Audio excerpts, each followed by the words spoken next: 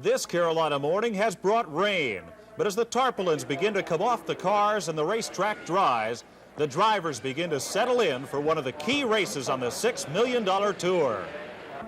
Welcome to the North Carolina Motor Speedway at Rockingham.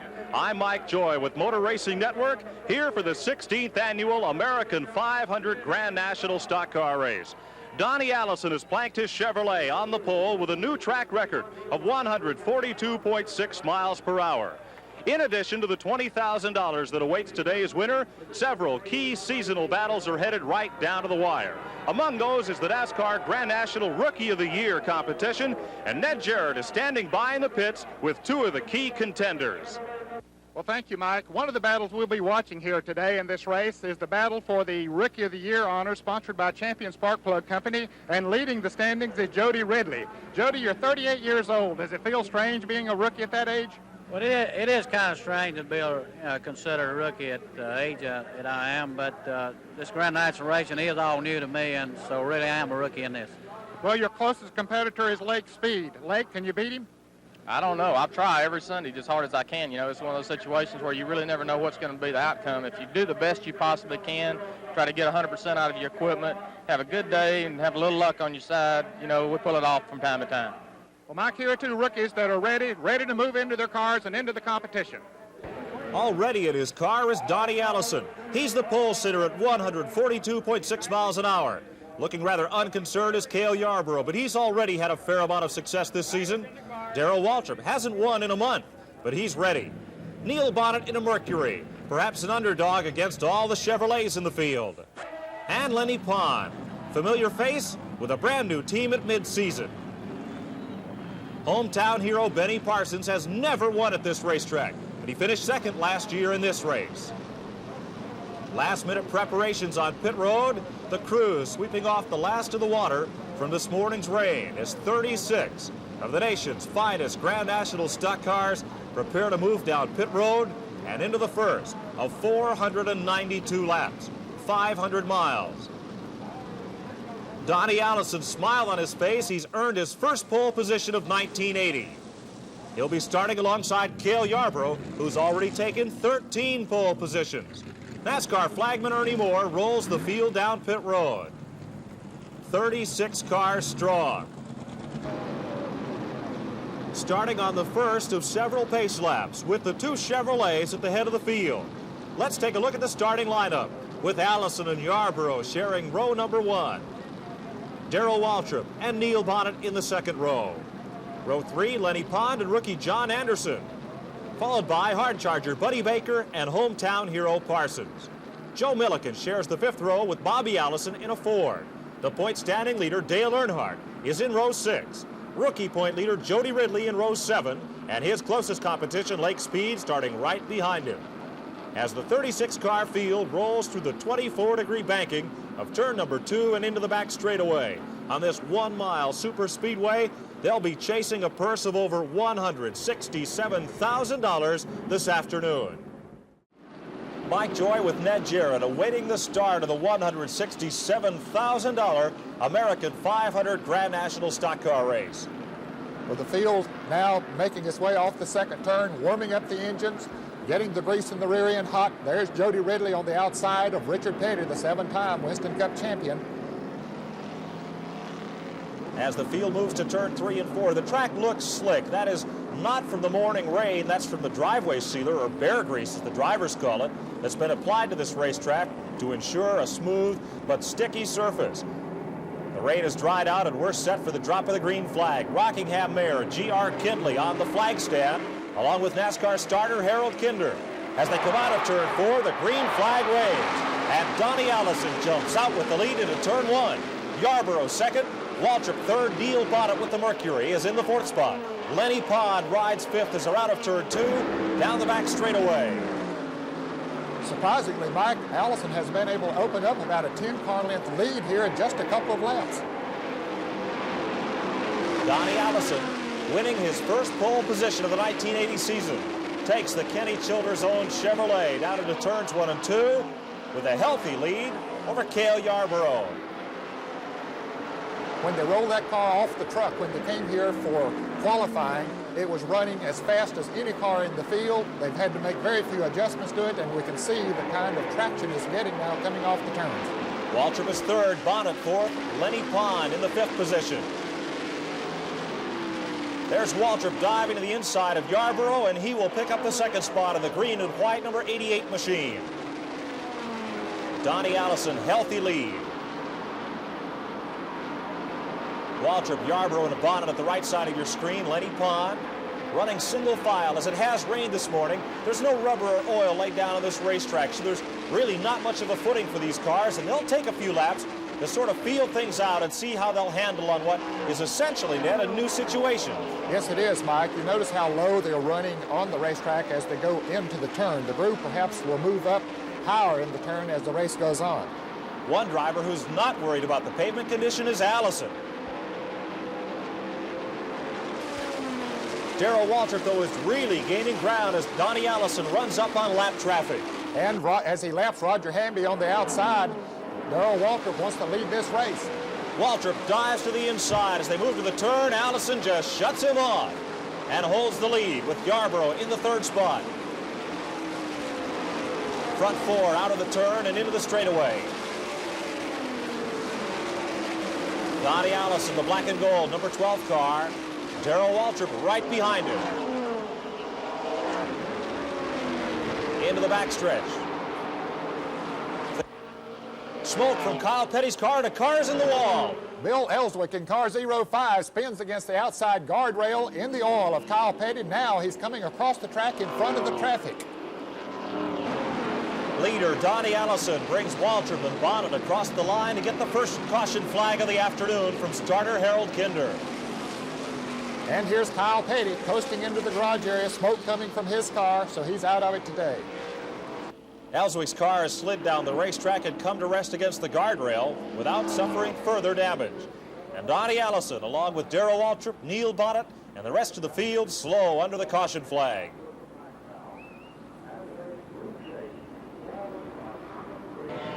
For Kyle Petty, it's been a short afternoon. His car is already parked in the garage area, victim of engine failure. At turn 2, the smoke began to pour from Petty's car, and Bill Ellswick appeared to get into that oil and begin a sharp slide up the banking and into the unforgiving Armco barrier. He's now in the pit area, standing by with Ned Jarrett.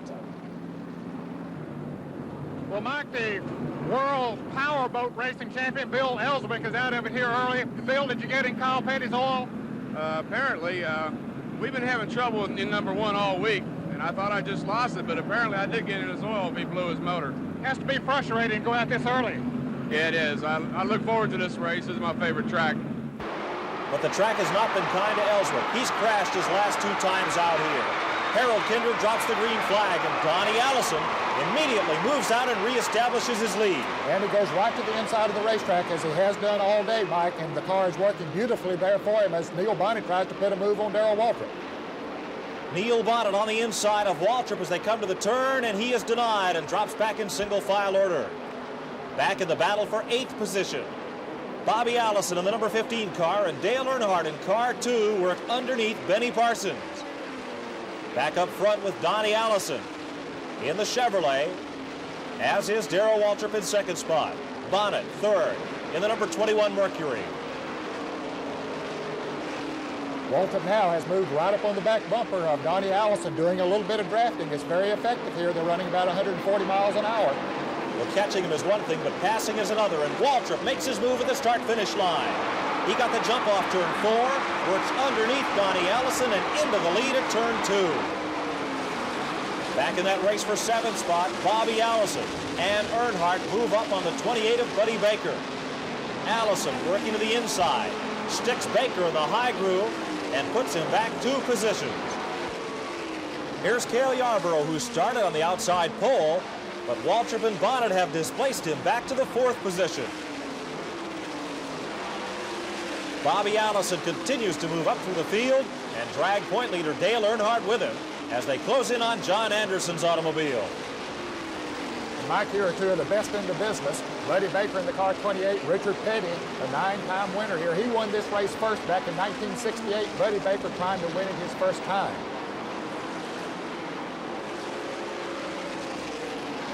Petty, a real pro at drafting as he moves right up on the bumper as they move around.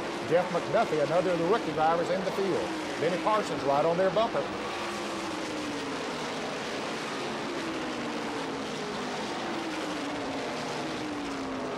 Oh, trouble up at turn 2. There is Anderson's car sliding down in front of traffic, and the field has to split to move around him as the caution flag is out once again. Anderson, we saw just moments ago, racing in the battle for 6th spot. And we'll be back after this. Back at the American 500, and we are under the caution flag again. The safety car is getting almost as many laps as the race cars today. While we were away, the field was restarted under green, but not for very long. Let's take a look at what happened. Ernie Klein came down the front straightaway, lost the engine in his Chevrolet, and went sliding up toward the first turn wall, and just misses the Armco barrier before getting that car straightened out, but he's through for the day. A tough break for a young competitor, Mike, running in his very first Grand National race. And here's the rookie contender, Lake Speed, being held on pit road by the NASCAR official. He was running in the 17th position. Now he will go a lap down and drop out of the top 20. Speed trying desperately to get in the rookie run, and here now he's given the go signal by the NASCAR official, so he rejoins the field. But remember, he's a lap down. Problems also on Jody Ridley's car, the rookie point leader. He can't fire that Ford on pit road, and the members from several other crews rush out to help get that Junie Donlevy prepared Thunderbird rolling again. Mike, it seems he has it fired now and headed on down the pit road to rejoin the field. Ridley, one of the top winners on the short track, now he comes to a stop once again. Ridley, something is still wrong. Now he gets the going again. Now, Mike, back to you. This has been a year for youth on the Grand National circuit. Last year's Rookie of the Year, Dale Earnhardt, currently leads the Grand National point standings in the chase for the national driving title. One key to Earnhardt's success has been the phenomenal performance of his crew chief, Doug Richard. Richard is only 20 years old, took over the guidance of the team in mid-season, and has maintained the Grand National point lead. Ned Jarrett spoke with Doug Richard earlier. Doug Richard, how does a 20-year-old become a crew chief on a multi-million-dollar operation?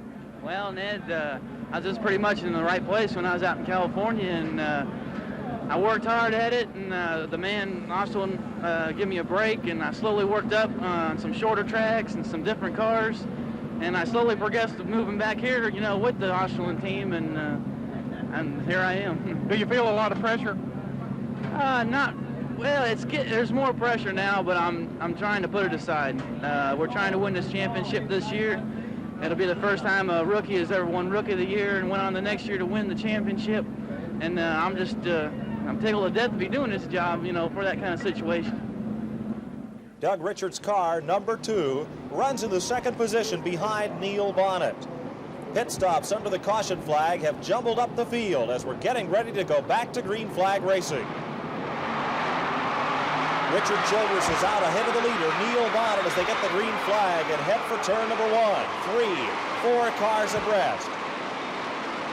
Childress cuts to the low side. Bonnet, looking to put him a lap down, is the second car in line, and Earnhardt is in close pursuit.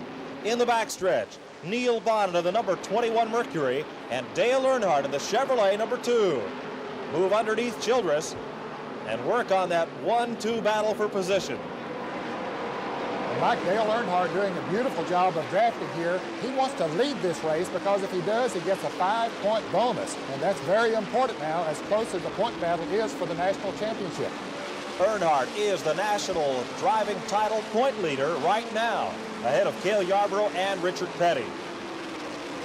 A little further back in the field, Bobby Allison begins to ramble and move up. He's locked in a battle with Harry Gant in car number 47 for the 5th position.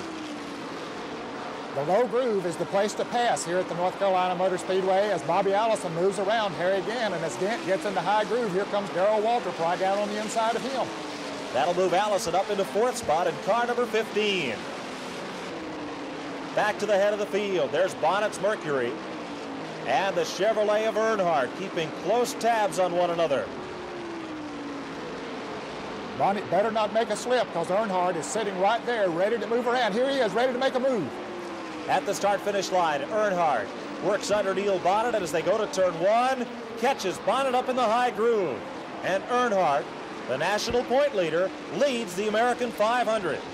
And Mike, look at this battle for 9th position. Dave Marcus moving around Joe Milliken. Milliken driving the car number 75, and here's Lenny Pond moving on the inside. And the winningest driver of them all, Richard Petty in car number 43, moving up on their back bumper into turn 3.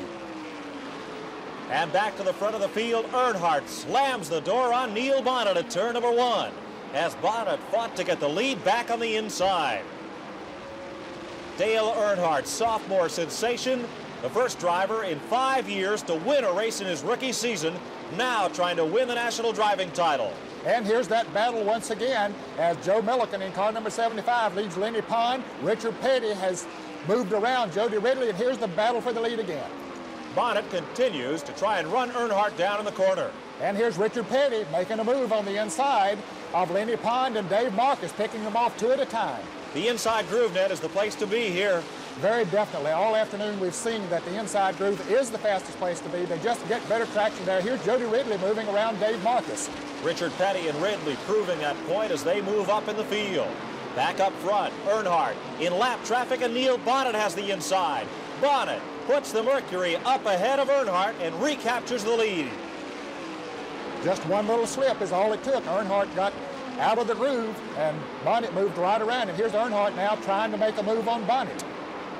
As long as these two cars draft single file, they can move away from the rest of the field.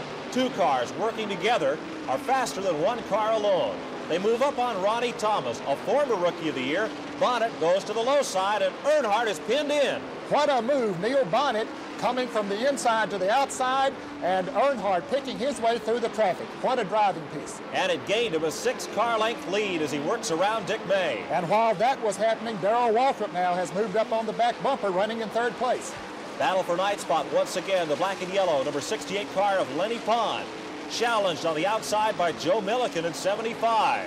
This is the first time we've seen a car pass on the outside, Mike. Here's another move. Earnhardt on the inside of Tommy Gale. Neil Bonnet on the outside. Who will come out in front? It is Bonnet winning that drag race as Earnhardt has to jump back to the high groove to work around Cecil Gordon. 5 car lengths, the lead for Neil Bonnet. They're driving, Mike, like as if it's the last lap in the last race of the season. Close running on Jeff McDuffie, and bumpers clang. Now Waltrip gets into the picture. He moves on the inside of Dale Earnhardt, trying to take over 2nd place. And Waltrip has the groove, and back goes Earnhardt to the 3rd position. Bobby Allison in the number 15 car has moved up in the 4th spot. He's in position to challenge. And here's the old pro, Richard Petty, putting a move on rookie driver Jody Ridley for 10th position. As they move into turn 1, Petty moves around Lenny Pond, moves up on the back bumper also of Jody Ridley. Back to the head of the field, the inside is the place to pass at Rockingham, and Darrell Waltrip shows how. He moves under Neil Bonnet and muscles Bonnet to the top of the racetrack at turn 2, and Waltrip's got the lead. And when Bonnet went high, Earnhardt took advantage of it to move to the inside, trying to regain 2nd position.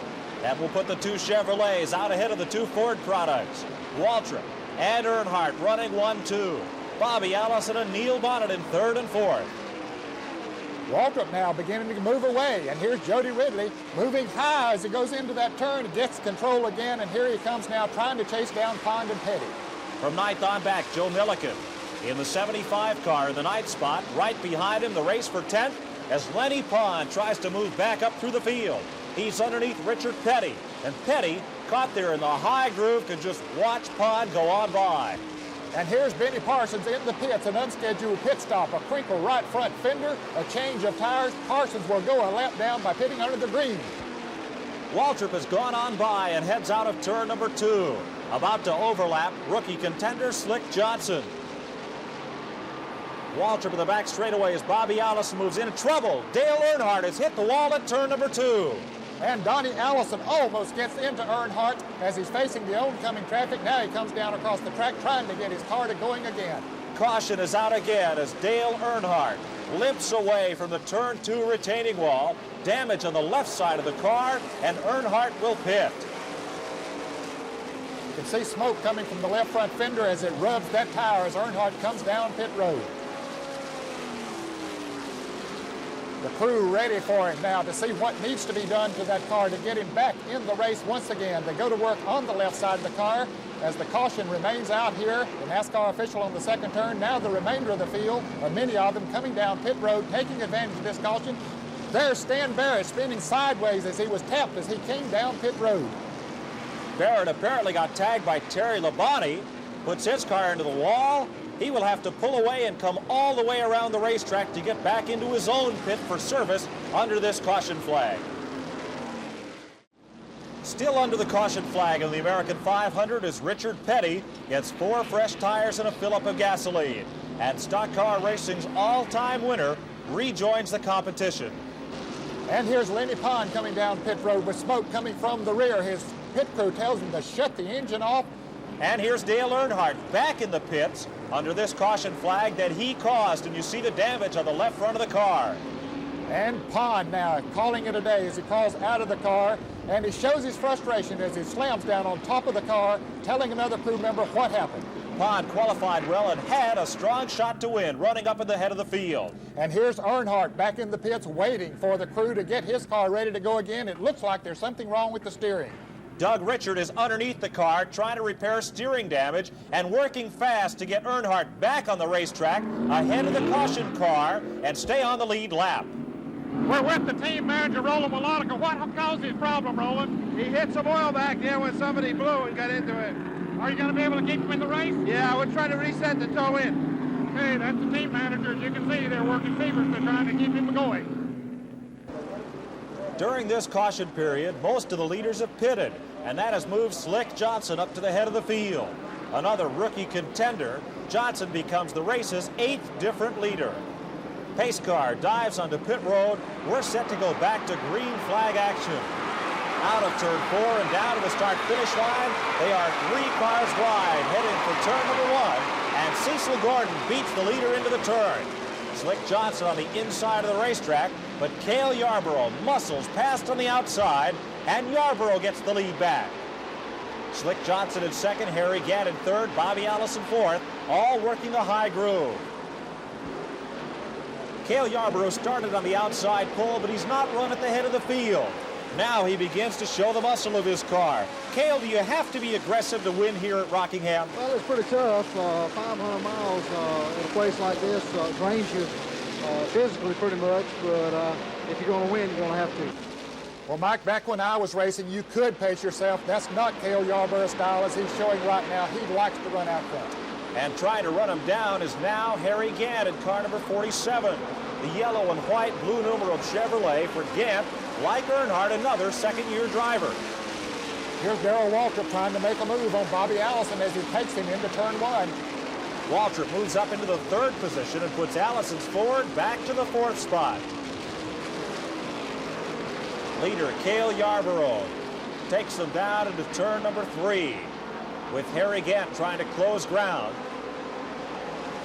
Mike, Harry Gant has never won a Grand National race. He's come awfully close several times this year. Bob Johnson, the crew chief on that car, has really been doing a good job this year. They've turned in good pit stops recently. They're just waiting for that first victory. It could come here today. Darrell Waltrip moving up fast. Last month at Dover, Gant had the lead and could taste the champagne when a late race caution handed the event to Darrell Waltrip. Now Gant and Waltrip working the draft together, tracking down leader Cale Yarborough into the first turn. And Mike, you'll notice Gant can't keep his car quite as low on the racetrack. He slips up, gives Waltrip just the edge he needs to move around him into second place. And at the top of your screen, Donnie Allison moves to the inside, bidding for 5th position. There's the entire Alabama gang. Bobby leading brother Donnie Allison and Neil Bonnet, all from Hueytown, Alabama, and all closing in on the leaders. And back up front, here's Darrell Waltrip trying to make a move on Cale Yarborough with Gant running right on Waltrip's bumper. Front 3 cars tightly aligned to the back straightaway. Cale Yarborough, bottom of your screen in the number 11 car, leading Darrell Waltrip. Harry Gant, Bobby and Donnie Allison, and Neil Bonnet. And here's Waltrip down on the inside. He sent Yarborough up the way he wanted him, and Waltrip is after the lead. The low groove is the fast way around this speedway. Waltrip takes the lead and takes Gant right along with him. Bobby Allison keeping Yarborough up in that high groove. Back in what is now a race for third. And here's Lake Speed, the rookie contender, spinning it out up against the guardrail, and it looks like that'll be all for Speed for today.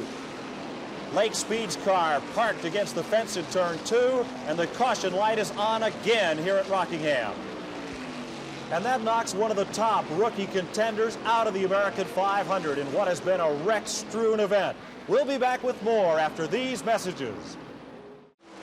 Mike Joy with Ned Jarrett at the American 500. Darrell Waltrip is the new leader with Donnie Allison right on his bumper. Harry Gant in the third spot, and Allison wants to make the move on the inside. And Harry Gant following also as Allison makes the move down to the inside, takes the lead, and here's Gant moving on the inside, taking over second. The inside lane has been the groove here at Rockingham through the turns at both ends of the racetrack. And Allison is working that low groove to advantage. Here's the fight for fifth spot. Neil Bonnet of the Wood Brothers Mercury, number 21, leading Cale Yarborough, who once he gets out of that low groove, loses valuable ground. And here's Buddy Baker pulling into the garage area, one of the potential winners out of it now. Donnie Allison continues to stretch out his lead on the field of the American 500. The pole sitter at 142.6 miles per hour. Baker has pulled to the garage area, helmet off and seatbelts unstrapped. It looks as if the day is over for the Daytona 500 winner. Bobby Allison and Cale Yarborough continue to battle for the fifth position. Ford against Chevrolet as they lap by Dave Marcus.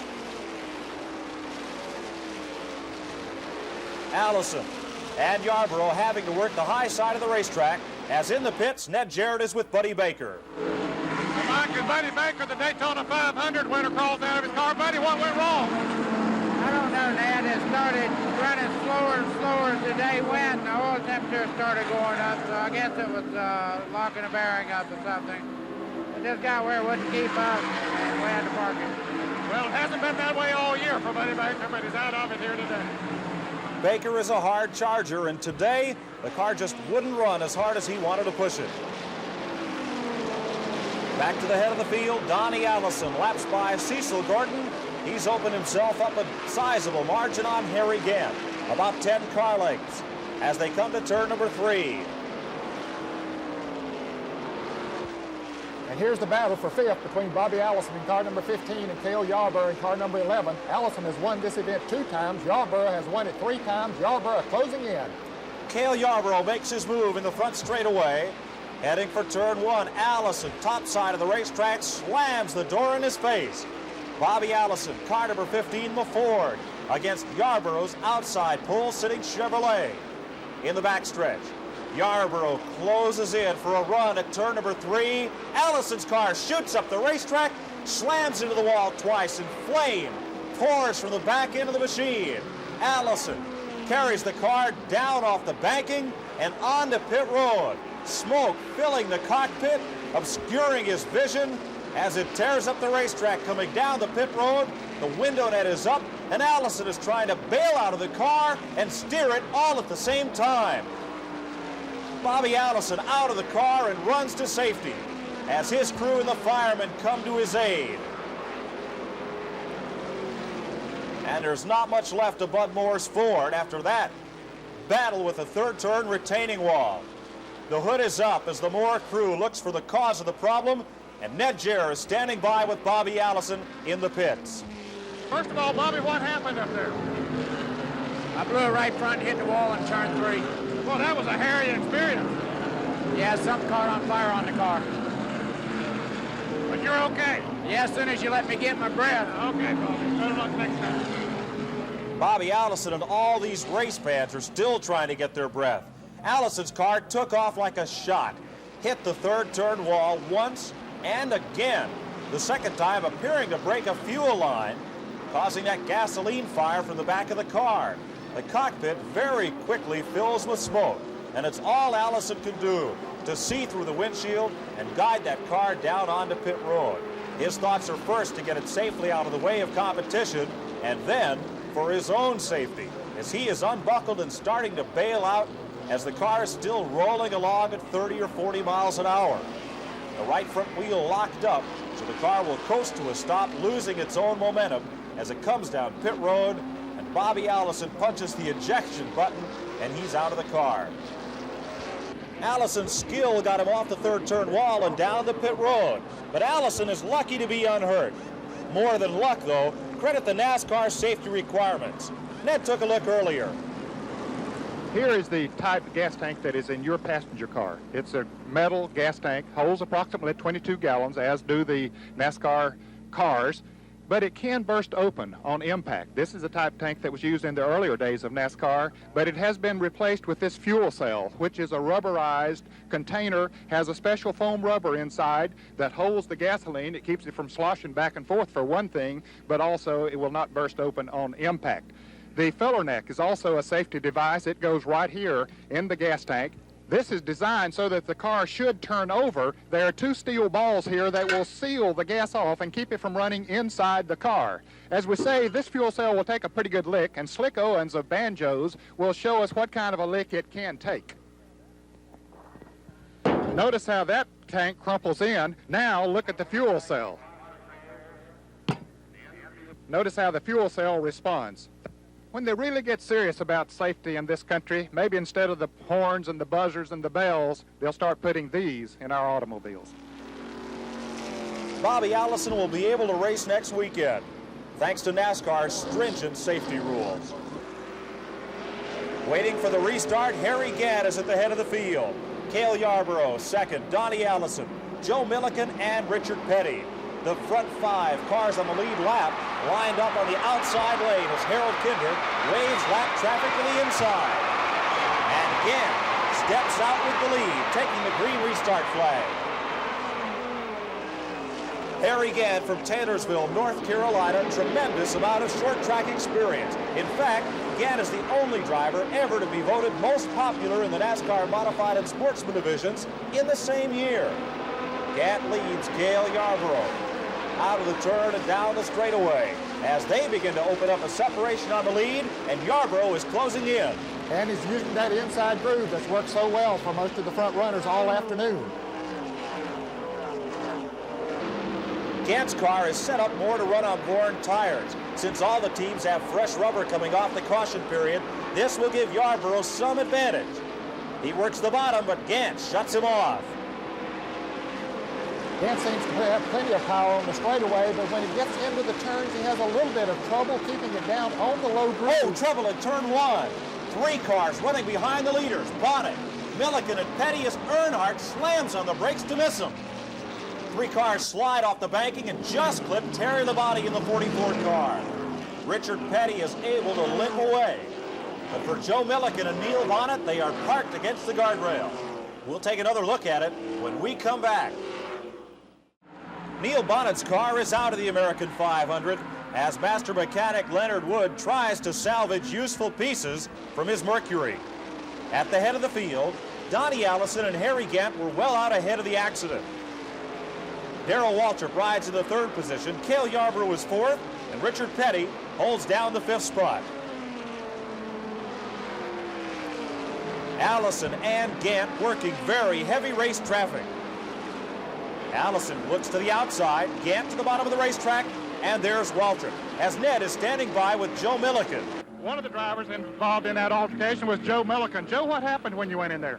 Well, Ned, we went in there, and, you know, there's some of them racing back there, and I don't know, somebody tapped me and got me to spinning, and then we all, you know, we wrecked there. Are you okay? Yeah, knocked around a little bit. We're all right. Donnie Allison and Harry Gant trying to lap by Dave Marcus. Into the turn, Allison continues to work the low groove, with Gant keeping close tabs. Let's look again at how this accident got started. Heading for turn number one, Bonnet on the inside, the second car in the inset in the lower right of your screen. That puff of smoke was the small collision between Bonnet and Milliken that touched off this major crash. Dale Earnhardt jumps on the brakes and barely misses Richard Petty as Earnhardt in the number 2 car dives to the bottom of the racetrack. And Mike, the third place car, Darrell Waltrip, is coming down pit road, an unscheduled pit stop. This could hurt him this late in the race because he'll go a lap down. They're changing the right side tires. The right front was going flat on him. Leader Donnie Allison in car number 12 with Harry Gadd in close pursuit as they lap by Dave Marcus. The only thing Allison has to concern himself with is the rear view mirror. It is filled with Harry Gadd Chevrolet.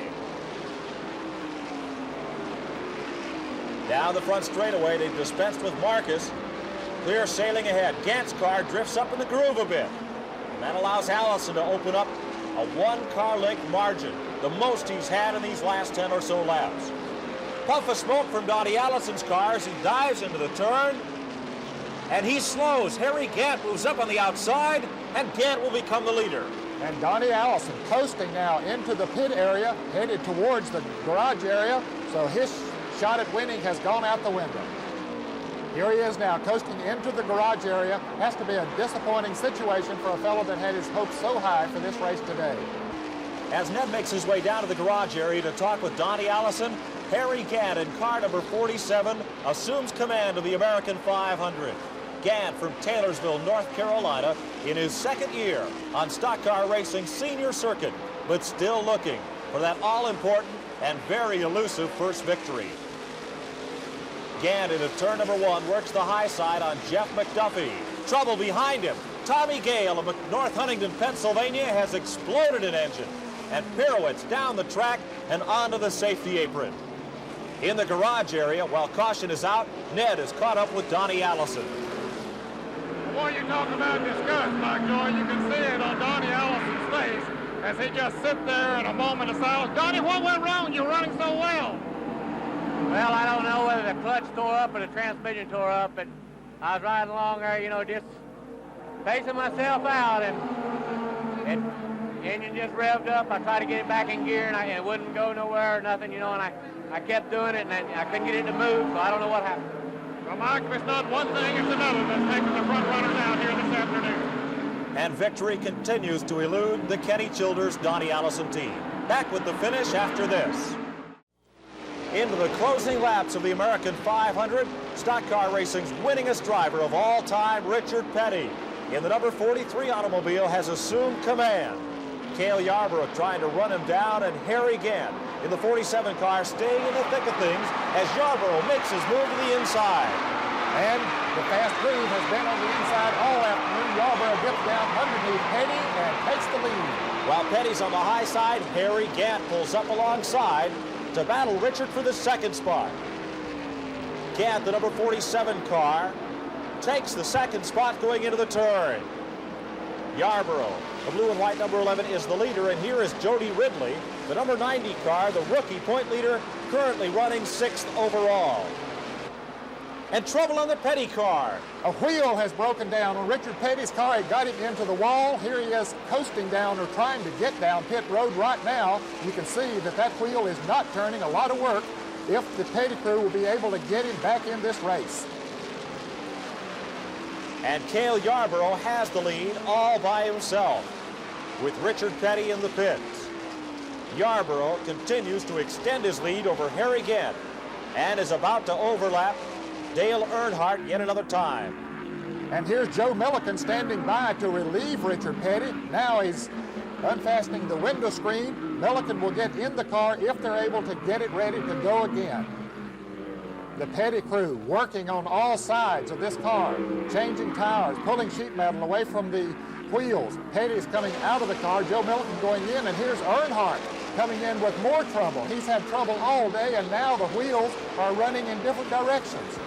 When Earnhardt hit the wall early in the race, he suffered steering damage. This could be a further development of the same problem. Cale Yarborough overlaps the top rookie in the race, Jody Ridley. And a long pit stop for the Petty. Certainly not a typical one. Mike Joy took a look at what goes into a 14-second pit stop. As Richard Petty pulls to a stop, 6 men go over the pit wall in a high-speed ballet. Ken Wilson manhandles his 65-pound jack and races the right side of the car. Simultaneously, Wayne Dalton pulls the first of 2 11-gallon gas cans that fill the tank with a special dry brake coupling to prevent spillage, and Maurice Petty holding the overflow can. On the right side of the car, Dale Inman and Wade Thornberger removed the worn tires using specially rebuilt air wrenches. Steve Hamill has carried 2 new tires into position with fresh lug nuts lightly glued in place on the new wheels. Once Inman tightens the front and Thornburg finishes with the rear wheel, Wilson drops the jack and Richard Petty swings back into action. But not today. That's the kind of work that made them the world champions in pit stop competition. But the long pit stop now has put them many laps down in this race. Repairs are completed on the Austin automobile, and Dale Earnhardt swings back into action. His 20-year-old crew chief, Doug Richard, has had to earn his money this afternoon. But Earnhardt must stay in the race, attempting to pile up as many points as he can toward the national driving title. Here's Darrell Waltrip, and 2 unscheduled pit stops have put the Dygaard machine 2 laps down to the leader. But Waltrip continues, holding on to the 3rd position and a slim chance at the title. Starter signals 2 laps to go. Cale Yarborough has opened up a 3-second lead on second-place car Harry Gant. Yarborough 2 years ago won here with a 3-lap margin, never mind 3 seconds. And in the spring, he won the Carolina 500 at this racetrack. Cale Yarborough, the number 11 car, in one of his final drives for the Junior Johnson team. In 8 years, they've put together 3 consecutive national championships as Yarborough takes the white flag and heads into turn 1. Next year, he'll join the MC Anderson team. But he is bringing the Junior Johnson colors and number 11 around turn 3 and heading to the checkered flag. Harry Gant some 3 seconds back, the second-place car, and Darrell Waltrip winding up 3rd a lap down. Yarborough crosses the finish line and takes the checkered flag, winning the American 500 and boosting his season earnings to $400,000.